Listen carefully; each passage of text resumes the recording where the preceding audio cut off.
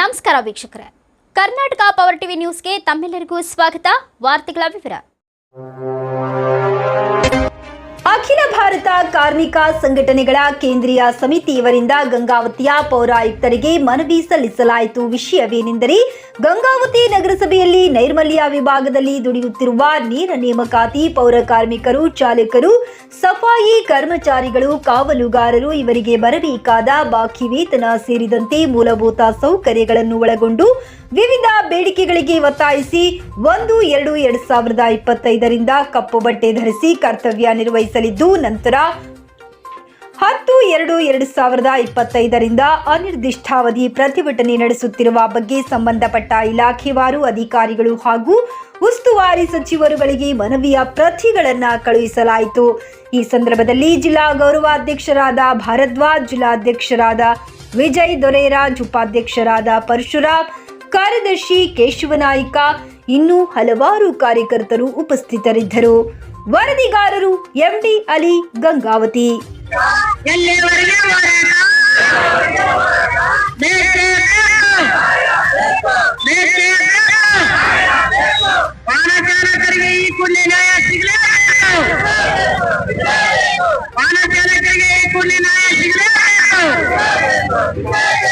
ನಮ್ಮ ಪೌರ ಕಾರ್ಮಿಕರಿಗೆ ಈ ಕೂಡಲೇ ಸಂಬಳ ಕೊಡ್ಲೇಬೇಕು. 21 ಬಾಕಿ ವೇತನ ಕೊಡ್ಲೇಬೇಕು. ನಮಗೆ 5 ವರ್ಷದಿಂದ ಆದಾಗಿದ್ದ ಸಂಕಷ್ಟ ಬಚ್ಚಿ ಈ ಕೂಡಲೇ ಕೊಡ್ಲೇಬೇಕು. ಹಿಂಗೆ ಇನ್ಸೂರೆನ್ಸ್ ಮಾರ್ಕ್ಸ್ ಕೊಡ್ಲೇಬೇಕು.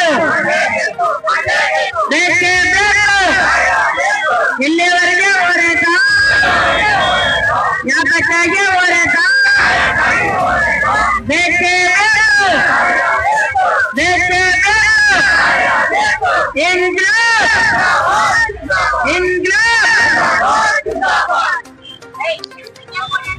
ಈ ಸದ್ಯ ಮಾಹಿತಿ ಬಂದ ಪ್ರಕಾರ ಪೌರಾಯುಕ್ತರು ನಮ್ಮ ಹತ್ರ ಬಂದು ನಮ್ಮ ಹಾಲ್ನ ಸ್ವೀಕರಿಸ್ತಾರಂತ ನಾ ಕೇಳ್ಕೊತೀನಿ. ಸಂತೋಷ. ಪೌರಾಯುಕ್ತರು ನಿನ್ನೆ ಮಾಡ್ಬೋದಿತ್ತು, ಊರ್ಲಿ ಹೋಗೋದನ್ನ ಹಾರಿ ತಗೊಂಡು ನಿಂತ್ಕೊಂಡಂತ ಕತೆ ತಂದ್ಕೊಂಡಿದ್ರು. ಅದೇನಿದೆ ಅಚಾತುಗಳು ಆಗಿರ್ತದೆ. ಆ ವಿಷಯಗಳನ್ನ ಬಿಟ್ಟು ಈಗ ನಮ್ಮ ಮನವಿ ಸ್ವೀಕರಿಸಿ ಬರ್ತಕ್ಕಂತ ಪೌರಾಯುಕ್ತರಿಗೆ ನಾವು ಸ್ವಾಗತ ಅನುಭವಿಸ್ತೀವಿ. ಮತ್ತೆ ಆಮೇಲೆ ನಿಮ್ ಜೊತೆ ಹಿಂಬಾಲಕರು ಯಾರು ಬಂದ್ರು ಅವ್ರನ್ನ ಮಾತು ಕೇಳಲ್ಲ. ನೀವ್ ಏನಾದ್ರೂ ಸಮೇತ ಲಿಖಿತ ಮುಖಾಂತರ ಕೊಡ್ಬೇಕು. ಫಸ್ಟ್ ಆದ್ಯತೆ ಮೃತರಿಗೆ ಮತ್ತು ಇವ್ರಿಗೆ ಕೊಡ್ಬೇಕು. ಯಾರ್ಯಾರ್ದು ಹೆಸರು ಹೇಳಿ ಇಲ್ಲಿ ನೇಮಕಾತಿಗಳು ನಡೆದವಂತ ನಮ್ ಗಮನಕ್ಕೆ ಬಂದ್ರು ನಾನು ಬಂದು ಮಾತಾಡಿಲ್ಲ. ಎದಕ್ಕಂತಂದ್ರೆ ನಮ್ ಕಮಿಷನರ್ ಸಾಹೇಬ್ರು ಮಾಡಾಗಿಲ್ಲ ಅಂತ ನಮ್ಗೆ ಭರವಸೆ ಇತ್ತು. ಅವ್ರ ನಮ್ಮ ಮೇಲೆ ಬಹಳ ಮೊದಲಿದ್ರೆ ಬಹಳ ಪರಿಚಯ ಆದ್ರೂ ಅವ್ರ ತರ 4 ಸಲ ನಾವು ಇದೇ ತರ ಜಗಳ ಮಾಡ್ಕೊಂಡ್ರು ಸಮೇತ ಅವರು ಸಂತೋಷವಾಗಿ ಮಾತಾಡ್ತಾರೆ. ಆ ವಿಷಯವನ್ನು ಗಮನ ಇಟ್ಕೊಂಡು ಮುಂದೆ ಅವರು ಏನೇನ್ ನಮ್ಮ ಮೇಲೆ ಇದು ನಮ್ಮ ಕಾರ್ಮಿಕರಿಗೆ ಕೊಡೋ ಸವಲತ್ತುಗಳನ್ನ ಯಾವ ಟೈಮ್ ನಾಗ ಮಾಡ್ಕೊಡ್ತೀವಿ ಅಂತ ಸ್ಪಷ್ಟವಾಗಿ ಲಿಖಿತ ರೂಪದಲ್ಲಿ ಕೊಡ್ಬೇಕು. ನಮ್ಗೆ ಲಿಖಿತ ಕೊಡ್ಬೇಕು. ಕೊಟ್ರೆ ನಾವು ಇದಕ್ಕೆ ಒಪ್ಕೊಂತೀವಿ. ಇಲ್ಲ ಅಂತಂದ್ರೆ ನಾವು ಮತ್ತೆ ಇನ್ನು ಮುಂದುವರ್ಸೋದು ಖಾಯಂ ಅಂತ ಹೇಳ್ತೀನಿ. ಈ ಬರೋದಕ್ಕೆ ನಾವು ಅವ್ರ ಸ್ಪಂದನೆ ಇರ್ತಾ ಅದು ನಿನ್ನೆವರೆಗೆ ಇತ್ತು. ನಿನ್ನೆವರೆಗೆ ಕಳ್ಕೊಂಡಿದಾರೆ. ಅವ್ರು ಮುಂಚೆನೆ ಬಂದಿದ್ರೆ ಅವ್ರು ಯಾವ್ದಕ್ಕೋ ಒಂದು ಅಡ್ಜಸ್ಟ್ ಮಾಡ್ಕೊಂಡು ಹೋಗ್ತಿದ್ದೆ ಅನ್ಸುತ್ತೆ. ಇದು ದೀರ್ಘ ಹೋಗಿದ ಕಾರಣ ಇದು ನಾವು ಈಗ ಲಿಖಿತ ಮುಖವಾಗಿ ನಮ್ಗೆ ಕೊಡ್ಬೇಕು. ಏನೇ ಇಲ್ಲಿ ಸವಲತ್ತುಗಳು ನಾವು ಡಿಮ್ಯಾಂಡ್ಸ್ ಇಟ್ಟಿದೆಯಲ್ಲ ಅದನ್ನ ಏನೇನಾಗತ್ತೆ ಅಂತ ನಮ್ಗೆ ಹೇಳಿ. ನೀವು ಸುಳ್ಳು ಇದನ್ನೆಲ್ಲ ಕೊಡಬಾರ್ದು. ಏನಿದೆ ದಾಖಲಾತಿ ಮಾತಾಡ್ರಿ ಸರ್, ನಾವು ಅದಕ್ಕ ಸ್ಪಂದಿಸ್ತೀವಿ ಅಂತ ಹೇಳ್ತಾ ನಮ್ಮ ಬೇಡಿಕೆಗಳು. ಪೌರಾಯುಕ್ತರು ಹಿಂಬರ ಕೊಟ್ಟಿದ್ದಾರೆ. ಆ ಒಂದು ಹಿಂಬರದಲ್ಲಿ ಕೊಟ್ಟಿರ್ತಕ್ಕಂಥ ಎಲ್ಲಾ ಮಾಹಿತಿಗಳು ಕೂಡ ಸಂಪೂರ್ಣವಾಗಿ ಸುಳ್ಳು ಇರೋದ್ರಿಂದ ಅವ್ರನ್ನ ನಾವು ಈ ಹೋರಾಟದ ಒಂದು ಸ್ಥಳಕ್ಕೆ ಬರ್ಲಿ, ಅದಕ್ಕೆ ಅವರೇ ನೇರವಾಗಿ ಉತ್ತರ ಕೊಡ್ಲಿ ಅನ್ನುವಂಥದ್ದು ನಮ್ದು ಏನ್ ಬೇಡಿಕೆ ಇತ್ತು. ತಾವೇನಿಲ್ಲಿ ಮನವಿ ಪತ್ರದಾಗ ಹಿಂಬರ ಕೊಟ್ಟಿದ್ದೀರಿ ನಮ್ಮ ಮನವಿ ಪತ್ರಕ್ಕೆ, ಅದು ಸಂಪೂರ್ಣ ಸುಳ್ಳಿನಿಂದ ಕೂಡಿದೆ ಅನ್ನುವಂಥದ್ದು ನಮ್ಮ ವಾದ ಆಗಿದೆ. ಸೊ ಅದ ಯಾವ ರೀತಿ ಸತ್ಯ ಇದೆ, ತಾವೇನು ವೇತನ ಕೊಟ್ಟಿದ್ದೀರಿ ಅಂತ ಹೇಳಿ ಸುಳ್ಳು ಕೊಟ್ಟಿದ್ದೀರಿ, ಅದಕ್ಕೆ ತಾವು ಸ್ಪಷ್ಟನೆ ಕೊಡ್ಬೇಕಂತ ಅವರಲ್ಲಿ ಕೇಳ್ಕೊಂಡು ಅವ್ರು ಕೊಟ್ರೆ ಹಿಂಬರ ಏನದ ಅದು ಸಂಪೂರ್ಣ ಸುಳ್ಳದ. ಆರೋಗ್ಯ ತಪಾಸಣೆ ಮಾಡಿ ಆರೋಗ್ಯ ತಪಾಸಣೆ ಮಾಡ್ತೀವಿ ಅಂತ ಹೇಳಿದಾರೆ, ಅದನ್ನ ಮಾಡೇ ಇಲ್ಲ. ಸರ್ಕಾರ ಮನೆಗೇನು ಆದ್ಯತೆ ಕೊಟ್ಟು ತಗೋಬೇಕಂತ ಹೇಳಿ ಅದನ್ನೇನು ಏಜೆನ್ಸಿ ಅವರು ನೋಡ್ಕೊಳ್ತಾರ, ನಾವ್ ಅಲ್ಲ ಅಂತ ಹೇಳ್ಯಾರ. ಅದನ್ನು ಕೂಡ ಇವರೇ ನೋಡ್ಕೊಳ್ತಾರ ಅನ್ನೋ ಏಜೆನ್ಸಿ ಅವ್ರು ನಾವ್ ಯಾರಂತ ನೋಡಲ್ಲ. ನೆಕ್ಸ್ಟ್ ಇವರೇ ಕೊಡ್ತಾರ. ನೆಕ್ಸ್ಟ್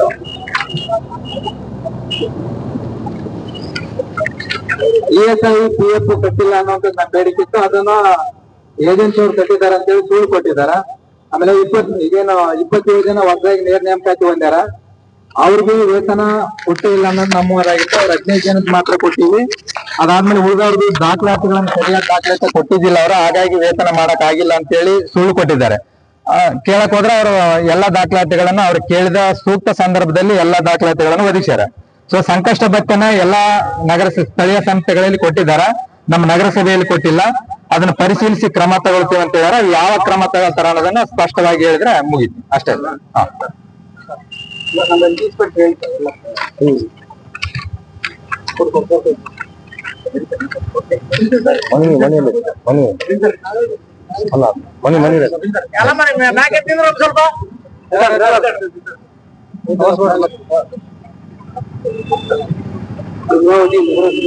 ಹೊರಗುತ್ತಿಗೆ ಆಧಾರದ ಮೇಲೆ ದುಡಿಯುತ್ತಿರುವ ಮೃತಪಟ್ಟ ಕಾರ್ಮಿಕರು ಮತ್ತು ನಗರಸಭೆ ಸುಮಾರು 15-20 ವರ್ಷಗಳಿಂದ ನೈರ್ಮಲ್ಯದಂತಹ ಕೆಲಸದಲ್ಲಿ ದುಡಿಯುತ್ತಿರುವ 19 ಹೆಂಗಸರು ಮೃತಪಟ್ಟಿರ್ತಾರೆ. ಆ ಕಾರ್ಮಿಕರಿಗೆ ಅವ್ರ ಮಕ್ಕಳ ಅನುಕಂಪ ಆಧಾರದ ಮೇಲೆ ನಾವು ನೌಕರಿ ತಗೋಬೇಕಂತ ಅವ್ರದ್ದು ಬೇಡಿಕೆ ಇತ್ತು.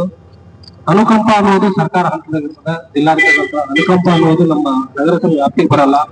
ಹೊರಗುತ್ತಿಗೆ ಆಧಾರದ ಮೇಲೆ ನಾವು ನಿಯಮಿತವಾಗಿ KPTT ಆಕ್ಟ್ ಪ್ರಕಾರ ಟೆಂಡರ್ ಪ್ರಕ್ರಿಯೆ ಮೂಲಕ ಏಜೆನ್ಸಿ ಕೊಡ್ತೀವಿ. ಏಜೆನ್ಸಿ ಅವರು ಸರಬರಾಜು ಮಾಡಿದ ಕಾರ್ಮಿಕರಿಂದ ನಾವು ಕೆಲಸವನ್ನು ಮಾಡಿಸಿದಂತ ಹಿಂಬರವಣಿಗೆ ಅನುಕಂಪದ ಆಧಾರದ ಮೇಲೆ ನೌಕರಿ ಬರ್ಬೇಕಂದ್ರೆ ಅದು ಪರ್ಮನೆಂಟ್ ಎಂಪ್ಲಾಯ್ಸ್, ಕಾಯಂ ನೌಕರರಾಗಿರ್ಬೇಕು. ಕಾಯಂ ನೌಕರರಿದ್ರೆ ಅವರು ಡೆತ್ತಾದಲ್ಲಿ ಮಾನ್ಯ ಘನ ಸರ್ಕಾರದ ಒಂದು ಆದೇಶದ ಪ್ರಕಾರ ನಾವು ಅವರಿಗೆ ಅನುಕಂಪದ ಆಧಾರದ ಮೇಲೆ ನೌಕರಿಯನ್ನ ಕೊಡ್ಲಿಕ್ಕೆ ಅವಕಾಶ ಇರುತ್ತೆ. ಆದ್ರೆ ಹೊರಗುತ್ತಿಗೆ ಆಧಾರದ ಮೇಲೆ ನೇರ ವೇತನ ಮತ್ತು ಡೈಲಿ ವೇಜಸ್ ಸಮಾನ ಕೆಲಸಕ್ಕೆ ಸಮಾನ ವೇತನದಲ್ಲಿ ಅವಕಾಶ ಇರೋದಿಲ್ಲ. ಇಲ್ಲ, ನೀವು ಮಾತಾಡಿದ ಮೇಲೆ ಆಯ್ತು, ಮುಗಿತು. ಕ್ಲಾರಿಫಿಕೇಶನ್ ನೀವ್ ಹೇಳಿದ್ಮೇಲೆ ನಾವ್ ಹೇಳ್ಬೇಕಲ್ಲ ಕ್ಲಾರಿಫಿಕೇಶನ್.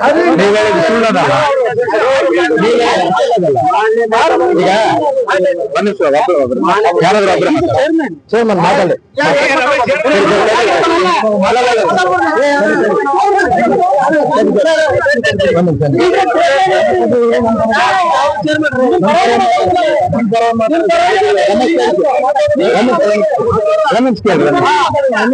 ಕೇಳ್ರಿ ನೋಡಿ ಸರ್, ನಾವಿಲ್ಲ ನನಗೆಲ್ಲ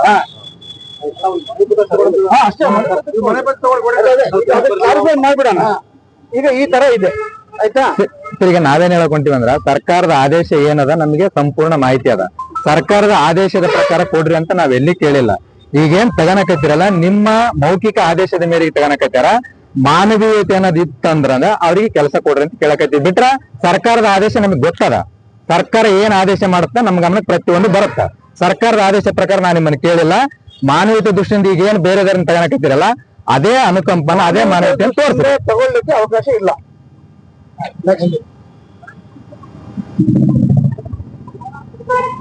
ಗಂಗಾವತಿ ನಗರ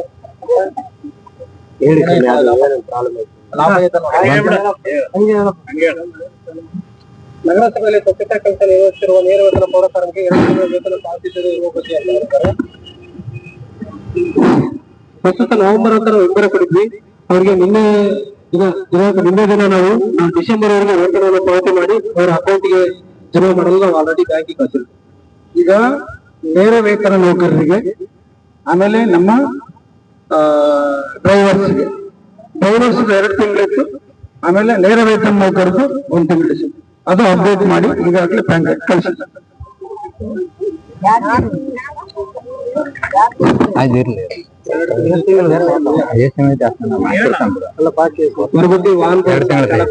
ಡಿಸೆಂಬರ್ ವರೆಗೆ ಅಪ್ಡೇಟ್ ಆಗಿದೆ. ಜನವರಿಗೆ ನಿಮ್ಗೆ ಏಜೆನ್ಸಿ ಫಿಕ್ಸ್ ಮಾಡಿದೆ, ಏಜೆನ್ಸಿ ಅವರು ಕೊಡ್ತಾರೆ. ಏಜೆನ್ಸಿ ಅವ್ರಿಗೆ ನಿಮ್ ದಾಖಲಾತಿಗಳು ಕೊಟ್ರೆ ಅವರೆಲ್ಲ ನಿಮ್ದೆಲ್ಲ ಅಕೌಂಟ್ಸ್ ಡೀಟೇಲ್ಸ್ ಎಲ್ಲ ಅಪ್ಡೇಟ್ ಮಾಡ್ಕೊಂಡು ಅವರು ನಿಮ್ಗೆ ಪಾವತಿ ಮಾಡ್ತಾರೆ. ಗಂಗಾವತಿ ನಗರಸಭೆ ಕಾರ್ಯಸ್ಥರು ಹೊರಗುತ್ತಿ ಗಾರ್ಡನರ್ ಕಳೆದ 6 ತಿಂಗಳ ವೇತನ ಪಾವತಿ ಇರುವುದಕ್ಕೆ ನಿನ್ನೆ ದಿನ ಅವರು ಕೂಡ 2 ತಿಂಗಳ ಸಂಬಳವನ್ನು ಅವರ ಬ್ಯಾಂಕ್ ಖಾತೆಗೆ ಜಮಾ ಮಾಡಿದ್ದಾರೆ. ಅವ್ರದ್ದು 2 ತಿಂಗಳ ಜಮಾ ಮಾಡಿದೀವಿ. ಅದ್ರ ಪ್ರಕಾರ ಈ ಹಿಂದೆ ಏಜೆನ್ಸಿ ಏನಿತ್ತು ಅವ್ರದ್ದು ಕ್ಲೋಸ್ ಆಯ್ತು. ಈಗ ಹೊಸ ಏಜೆನ್ಸಿ ನಾವು ಕೊಟ್ಟಿದ್ದೀವಿ. ಆ ಏಜೆನ್ಸಿಗೆ ಅವರು ಏನಿದೆ ದಾಖಲಾತಿಗಳು ಅಪ್ಡೇಟ್ ಮಾಡ್ಲಿ, ದಾಖಲಾತಿಗಳು ಕೊಟ್ಟು ಅಕೌಂಟ್ ಡೀಟೇಲ್ಸ್ ಬ್ಯಾಂಕ್ ಅಲ್ಲಿ ಅವರು ಅಪ್ಲೋಡ್ ಮಾಡ್ತಾರೆ. ಅದ್ರ ಪ್ರಕಾರ ಅವ್ರಿಗೆ ಸ್ಯಾಲರಿ ಆಗ್ತದೆ. ಮೈಕ್ ಹೋದಂಗ ಆಯ್ತು ಚಾರ್ಜ್ ಖಾಲಿ ಆಗ ಹಂಗೆ ಹೇಳ್ಬಿಡ್ರಿ ಸರ್, ಚಾರ್ಜ್ ಹೋಗಿರ್ಬೇಕಂತ ಹಂಗೆ ಹೇಳ್ಬಿಡ್ರಿ. 2021-22 ಸಾಲಿನಲ್ಲಿ ಹೊರಗುತಿ ಆಧಾರ ಅಂದ್ರೆ ಪೌರ ಕಾರ್ಮಿಕರು ESI PF ಅನ್ನು ಕಟ್ಟಿಲ್ಲ ಅಂತ ಇವ್ರು ಹೇಳಿದ್ದಾರೆ.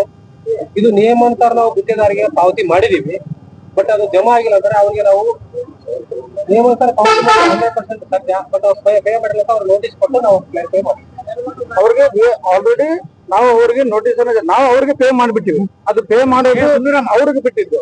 ಆಮೇಲೆ ಈ ಹಿಂದೆ ಏನು ಕೇಸ್ ಇದಾವೆ ಅದಕ್ಕೆ ನಾವು ಮೊನ್ನೆ ಸುಪ್ರೀಂ ಕೋರ್ಟ್ ನ್ಯಾಯಾಲಯದಲ್ಲಿ ಅದನ್ನ ನಾವು ಪೆನಾಲ್ಟಿ ಏನು ರೇಜ್ ಮಾಡಿದ್ದಾರೆ ಅದನ್ನು ನಾವು ದಾವೆ ಹಾಕ್ತೀವಿ. ಆಮೇಲೆ 9 ಜನ ಪೌರ ಕಾರ್ಮಿಕರು 8 ತಿಂಗಳ ಸಂಬಳ ಬಂದಿಲ್ಲ ಅಂತ ಈಗ ಹೊಸದಾಗಿ ನೇಮಕಗೊಂಡವರು. ಟೋಟಲ್ ನಮ್ಮ ನಗರಸಭೆಯಲ್ಲಿ 27 ಜನ ಕಾಯಮಾಗಿ ನೇರವೇತನ ಇದ್ದವರು ಮತ್ತೆ ಕ್ಷಮಾಭಿವೃದ್ಧಿ ದಿನಗೂಲಿಯಲ್ಲಿ 27 ಜನ ಕಾಯಮಾತಿ ಆಗಿದ್ದಾರೆ. ಅದರಲ್ಲಿ 15 ಜನ ಪೌರ ಕಾರ್ಮಿಕರಿಗೆ ವೇತನವನ್ನು ಪಾವತಿಸ್ಬಿಟ್ಟಿವಿ 5 ತಿಂಗಳದ್ದು. ಆದ್ರೆ ಇನ್ನುಳಿದ ಪೌರ ಕಾರ್ಮಿಕರಿಗೆ ನಮ್ಮ AST ಕೆಲವೊಂದು ದಾಖಲೆಗಳನ್ನು ಸಲ್ಲಿಸಬೇಕಾಗಿತ್ತು, ಕೊಟ್ಟಿಲ್ಲ ಅಂತ ಹೇಳಿದ್ದಾರೆ.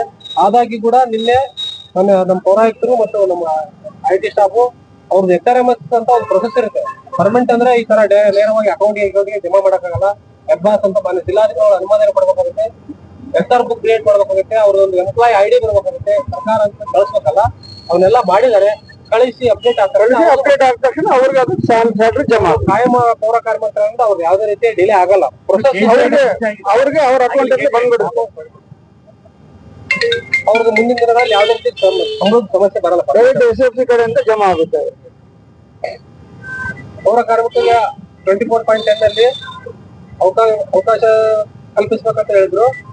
ಈಗ ಆರೋಗ್ಯ ತಪಾಸಣೆ ಮಾಸ್ಟರ್ ಚೆಕಪ್ ಮತ್ತು ಅವ್ರ ವೈದ್ಯಕೀಯ ವೆಚ್ಚಕ್ಕ ಒಂದು ಡಿಮ್ಯಾಂಡ್ ಇದೆ. ಅದು ಏನಂದ್ರೆ ನಗರೋತ್ಥಾನ ಹಂತ 4ರಲ್ಲಿ ಇದೆ, ನಮಗೆಲ್ಲ ಗೊತ್ತಿದೆ. ಅದಾದ ತಕ್ಷಣ ಆರೋಗ್ಯ ಮಾಸ್ಟರ್ ಚೆಕಪ್ ಆಗುತ್ತೆ. ಅದು ಸಂಬಂಧಪಟ್ಟ ಯಾರಾದರೂ ಸರ್ಜರಿ ಗಿರ್ಜರಿ ಮೇಜರ್ ಆದರೂ ಎಲ್ಲ ಸರ್ಟಿಫಿಕೇಟ್ರಿಂದ ವೈದ್ಯಕೀಯ ಬಿಲ್ಗಳನ್ನು ತಂದು ನಮ್ಗೆ AST ವಿಭಾಗ ಸಲ್ಲಿಸಿದಲ್ಲಿ ಅದು ಅಮೌಂಟ್ ಬಂದ ಮೇಲೆ ಕೊಡೋ ವ್ಯವಸ್ಥೆ ಮಾಡ್ಬೇಕು. ಈಗ ನಗರೋತ್ಥಾನದಲ್ಲಿ ಸಪರೇಟ್ ಆಗಿ ಪೌರ ಕಾರ್ಮಿಕರಿಗೆ 75 ಲಕ್ಷ ನಿಗದಿ ಮಾಡಿದ್ವಿ.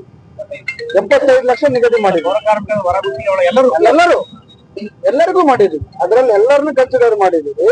ಅದು ಈಗ ಇಂಪ್ಲಿಮೆಂಟ್ ಆದ್ಮೇಲೆ 72 ಲ್ಯಾಕ್ಸ್ ಅವ್ರಿಗೆ ಬರಲ್ಲ ಸರ್. ಎಕ್ಸಾಂಪಲ್ ನೀವು ಸರ್ಜರಿ ಮಾಡ್ತೀವಿ ಅಲ್ಲಿ ನಮಗೆ ಸರ್ಕಾರದ ಒಂದು ಗೈಡ್ಲೈನ್ಸ್ ಇರುತ್ತೆ, ಇಷ್ಟು ಪಾವತಿ ಮಾಡ್ಬೇಕು ಈ ಸರ್ಜರಿಗೆ ಅಂತ. ನಮ್ಮ ಡಿಸ್ಟ್ರಿಕ್ಟ್ ಸರ್ಜರಿ ನಾವು ಸರ್ಟಿಫೈ ಮಾಡ್ಕೊಂಡ್ರೆ ಅವ್ರು ಪಾವತಿ ಮಾಡಕ್ ಹೋಗ್ತೀವಿ. ಅದರಲ್ಲೇ ಕಟ್ಟಾಗಿ ಮಾಡಿದೀವಿ. ಹೆಲ್ತ್ ಚೆಕಪ್ ಇಟ್ಟಿದ್ದೀವಿ.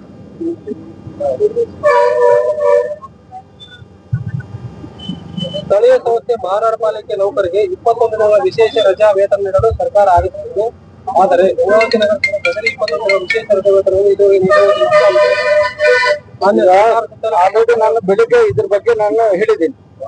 21 ಡೇಸ್ ಸಂಬಂಧಪಟ್ಟ ಹಾಗೆ ಸರ್ಕಾರಕ್ಕೆ ಸರ್ಕಾರದ ಆದೇಶದ ಪ್ರಕಾರ ಮಾನ್ಯ ಜಿಲ್ಲಾಧಿಕಾರಿಗಳಿಗೆ ನಾವು ಕ್ಲಾರಿಫಿಕೇಶನ್ ಕೇಳಿದ್ವಿ. ಅದ್ರ ಪ್ರಕಾರ ನಾವು ಈ ಹಿಂದೆ SFC ಅಲ್ಲಿ ಅಮೌಂಟ್ ಏನಿತ್ತು ಅದ್ರ ಪ್ರಕಾರ ನಾವು ಇದು ಏನದು 21 ಡೇಸ್ ಅಮೌಂಟ್ ಏನ್ ಬಂದಿತ್ತು ಅದನ್ನ ಪಾವತಿ ಮಾಡಿದೀವಿ. ನೆಕ್ಸ್ಟ್ ಪರ್ಮನೆಂಟ್ ಲೇಬರ್ಸ್ಗೆ ನಾವು ಕೊಟ್ಟಿದೀವಿ. ಡೈಲಿ ವೇಜಸ್ ಮತ್ತೆ ಆಮೇಲೆ ನೇರ ವೇತನದವರಿಗೆ ಅದು ಕೊಟ್ಟಿಲ್ಲ, ಅದು ಕೊಡ್ಲಿಕ್ಕೆ ಅವಕಾಶ ಇಲ್ಲ. ನಾವು DC ಮಾನ್ಯ ಜಿಲ್ಲಾಧಿಕಾರಿಗಳಿಗೆ ಕ್ಲಾರಿಫಿಕೇಶನ್ ಬರ್ದಿದ್ದೀವಿ. ಆ ಕಾಪಿನ ಆಲ್ರೆಡಿ ಪರ್ಸನಲ್ ಕೊಟ್ಟೀನಿ. ಒಂದ್ಸಲ ಕ್ಲಾರಿಫಿಕೇಶನ್ ತಗೊಂಡು ನಮಗೆ ನಾನೇ ಪರ್ಸನಲ್ ಆಗಿ ಫಾಲೋ ಅಪ್ ಮಾಡಿ ಮಾತಾಡಿ. ಅದೇ ರೀತಿಯಾಗಿ ಸರ್ಕಾರ ಗಂಗಾವತಿ ನಗರದಲ್ಲಿ ಪೌರ ಕಾರ್ಮಿಕರು ಇಲ್ಲಿವರೆಗೆ ಸಂಕಷ್ಟ ಭತ್ಯೆ ನೀಡಿರುವುದಿಲ್ಲ ಅಂತ ಅವರು ಡಿಮ್ಯಾಂಡ್ ಇದೆ. ಸಂಕಷ್ಟ ಭತ್ಯೆ ಪರಿಶೀಲಿಸಿ 9 ತಿಂಗಳು ಕೊಟ್ಟಿದ್ದಾರೆ. ಅದು SFC ಮುಖ್ಯ ನಿಧಿಯಲ್ಲೇ ಕೊಡ್ಬೇಕು. ಸರ್ಕಾರದ ಅನುದಾನ ಇಲ್ಲಿವರೆಗೂ ರಿಲೀಸ್ ಆಗಿಲ್ಲ, ಅದಕ್ಕಂತ ಸಪರೇಟ್ ಅದನ್ನು ಸರ್ ಬೆಳಿಗ್ಗೆ ಹೆಲ್ತ್ ಚೆಕಪ್ ಮಾಡೋದ್ರ ಬಗ್ಗೆ ಹೇಳಿ. ಮಾಡಿಸಿದ ಅನ್ವೇಷ ಅಲ್ಲ, ಈ ಹಿಂದೆ ಅಂತ 4ರಲ್ಲಿ ಟೆಂಡರ್ ಕರೆದಿವಿ. 72 ಲಕ್ಷ ತೆಗೆದಿಟ್ಟಿವಿ. ಮಾಸ್ಟರ್ ಚೆಕಪ್ ಗೆ ಆಯ್ತು, ಪ್ರತಿ 3 ತಿಂಗಳಿಗೆ ಒಂದ್ಸರಿ ಮಾಡಿಸ್ಬೇಕಲ್ಲ? ಅಲ್ಲ ಅದ್ರಲ್ಲೇ ಬಂದ್ಬಿಡುತ್ತೆ ಎಲ್ಲ. ಟೆಂಡರ್ ಕರೆದು ಬಿಟ್ಟಿವಿ ನಾವು, ಏಜೆನ್ಸಿಯಿಂದ ಫಿಕ್ಸ್ ಮಾಡ್ಬಿಟ್ಟಿವಿ. ಈಗ ಟೆಂಡರ್ ಓಕೆ ಆಗಲಿವರೆಗೆ ಇವ್ರ ಆರೋಗ್ಯ ಪರಿಸ್ಥಿತಿ ಮುಂದಿನ ತಿಂಗಳು ನಾವು ಸರ್ಕಾರಿ ಆಸ್ಪತ್ರೆಗೆ ಅದನ್ನ ಮಾಡಿ. ಆಮೇಲೆ ನೀವು ಪ್ರತಿ 3 ತಿಂಗಳಿಗೆ ಮಾಡಿ ಅಂತ ಕೊಟ್ಟಿರಲ್ಲ, ಎಲ್ಲಿ ಮಾಡಿ ಕೊಡ್ತೀವಿ? 100% ನಾನ್ ಪರ್ಸನಲ್ ಈಗ ಮಾಡೋದ್ ಬೇಡ, ಈಗ ಮಾಡೋದ್ ಬೇಡ. ಪ್ರತಿ 3 ತಿಂಗಳು ಮಾಡಿ ಅಂತ ಅವ್ರ ಕೊಟ್ಟಿರಲ್ಲ, ಎಲ್ಲಿ ಕೊಟ್ಟಿರಿ? ಲಾಸ್ಟ್ ಟೈಮ್ ನಾವು ಮಾಡಿದೀವಿ, ಅದು ನಮ್ಮ ಹತ್ರ ಎಲ್ಲ ಇದೆ. ಏನೇ ಇದ್ರೆ ಕೂಡ ಮತ್ತೆ ನಾನು ಈ ವಾರದಲ್ಲೇ ನಾನು ಹೆಲ್ತ್ ಚೆಕಪ್ ಮಾಡ್ತಾ ವ್ಯವಸ್ಥೆ ಮಾಡ್ತೀನಿ. ಮಾಸ್ಟರ್ ಚೆಕಪ್ ಮಾಡಿಸಿಲ್ಲ 3 ವರ್ಷದ ನಾನು ಕೇಳಿದ ಜನರಲ್ ಮಾಸ್ಟರ್ ಚೆಕಪ್ಗೆ ನಾವು ದುಡ್ಡು ಇಟ್ಟಿದ್ದೀವಿ. ನಾನ್ ಕೇಳಿದ್ದು ಕೂಡ ಅದೇ ಜನರಲ್ ಚೆಕಪ್. ಜನರಲ್ ಚೆಕಪ್ ಹೇಳ್ತಾ ಇದ್ದಾರೆ ನೀವು, ನಾನು ಹಾಸ್ಪಿಟಲ್ಗೆ ಹೇಳಿ ಮಾಡಿಸ್ತೇನೆ. ಸರಿ. ಆಯುಷ್ಮಾನ್ ಕಾಯ್ದೆ ಅನ್ವಯ ಪ್ರತಿ ತಿಂಗಳು 5ನೇ ತಾರೀಕಿಗೆ ನಮ್ಗೆ ಸಂಬಳ ಬೇಕಂತ ಒಂದು ಇಟ್ಟಿದ್ದಾರೆ ಅವರು. ಅದಕ್ಕೂ ನಾವು ಅನುದಾನ ನಮ್ಮ ಜನರಲ್ ಫಂಡ್ ಇಂದ ಕೊಡ್ಬೇಕಾಗುತ್ತೆ. ನಾವು ಅನುದಾನ ಲಭ್ಯತೆ ಪ್ರಕಾರ ನಾವು ಪೇಮೆಂಟ್ ಮಾಡ್ಬೇಕಾಗುತ್ತೆ. ಈಗ ನಮ್ಮ ಗುತ್ತಿಗೆ ನೌಕರರಿಗೆ ನಿಮ್ಮ ಸಂಪನ್ಮೂಲದಲ್ಲೇ ಕೊಡ್ಬೇಕು. ಹೌದು, ನಮ್ಮ ಸಂಪನ್ಮೂಲದಲ್ಲೇ ಕೊಡ್ಬೇಕು. ಹೊರಗುತ್ತಿಗೆ ನೇರ ಪಾವತಿ ಬಜೆಟ್ ಕೊಟ್ಟು ಹೊರಗುತ್ತಿಗೆ ನೌಕರಿಗೆ ಏನಿದ್ರೆ ಅದು ನಮ್ಮ ಕಡೆಯಿಂದಾನೇ ಕೊಡ್ಬೇಕಾಗುತ್ತೆ. ಅದ್ರ ಪ್ರಕಾರ ನಮ್ದು ಏನಿದೆ ಫೈನಾನ್ಷಿಯಲ್ ಪೊಸಿಷನ್ ನೋಡ್ಕೊಂಡು ನಾವು ಅವ್ರಿಗೆ ಪೇಮೆಂಟ್ ಮಾಡ್ತೀವಿ. ಹೌದೌದು. ಈಗ ಟ್ಯಾಕ್ಸ್ ಕಲೆಕ್ಷನ್ ಈಗ ನಮ್ಗೆ ಟ್ಯಾಕ್ಸ್ ಕಲೆಕ್ಷನ್ ಗೊತ್ತಾಯ್ತು. ಈಗ ನಮ್ದು ಮೇಂಟೆನೆನ್ಸ್ ಬಹಳ ಪ್ರಾಬ್ಲಮ್ ಇದೆ. ಈಗ ನಮ್ಮಲ್ಲಿ ಎಲ್ಲಾ ನೌಕರರು 50% ಆಫ್ ದಿ ಏನು ಎಂಪ್ಲಾಯ್ಸ್ ಇದಾರೆ ಎಲ್ಲ ಔಟ್ಸೋರ್ಸ್ ಇದ್ದಾರೆ. ಸೊ ಡಿಫ್ರೆಂಟ್ ಪೀಪಲ್ಗೆ ನಾವು ಡಿಫ್ರೆಂಟ್ ಟೈಪ್ ಅಲ್ಲಿ ನಾವು ಅನುದಾನ ಲಭ್ಯತೆ ನೋಡ್ಕೊಂಡು ಪೇಮೆಂಟ್ ಮಾಡ್ಬೇಕಾಗುತ್ತೆ. ಅದ್ರ ಪ್ರಕಾರ ಅವರು ಕೂಡ ನಾವು ಲಭ್ಯತೆ ಪ್ರಕಾರ ನಾವು ಪೇಮೆಂಟ್ ಮಾಡ್ತೀವಿ.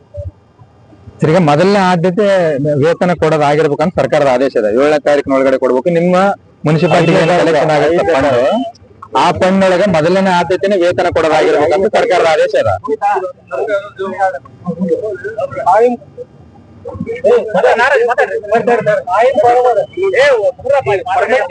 ಯಾವ ತರ ಕೊಡ್ತಾರ ಆ ತರ ನಮಗೂ ಕೂಡ ವಸತಿ ವ್ಯವಸ್ಥೆ ಕಲ್ಪಿಸಿಕೊಡಿರ್ತಾರ.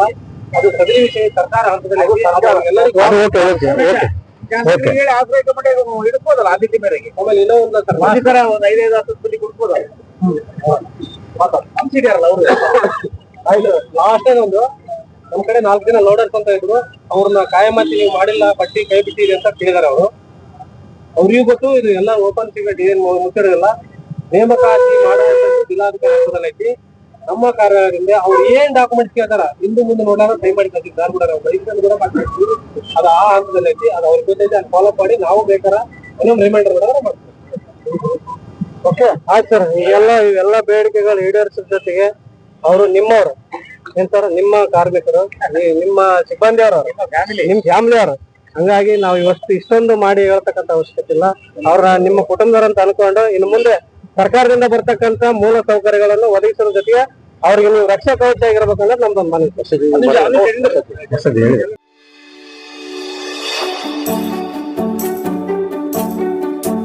ನೀವಿನ್ನು ನಮ್ಮ ಚಾನೆಲ್ಗೆ ಸಬ್ಸ್ಕ್ರೈಬ್ ಮಾಡಿಲ್ಲವೇ? ಹಾಗಿದ್ರೆ ತಡಬೇಕೆ? ಹಿಂದೆ ಸಬ್ಸ್ಕ್ರೈಬ್ ಮಾಡಿ, ಬೆಲ್ ಐಕಾನ್ ಪ್ರೆಸ್ ಮಾಡಿ, ಶೇರ್ ಮಾಡಿ, ಕಮೆಂಟ್ ಮಾಡಿ.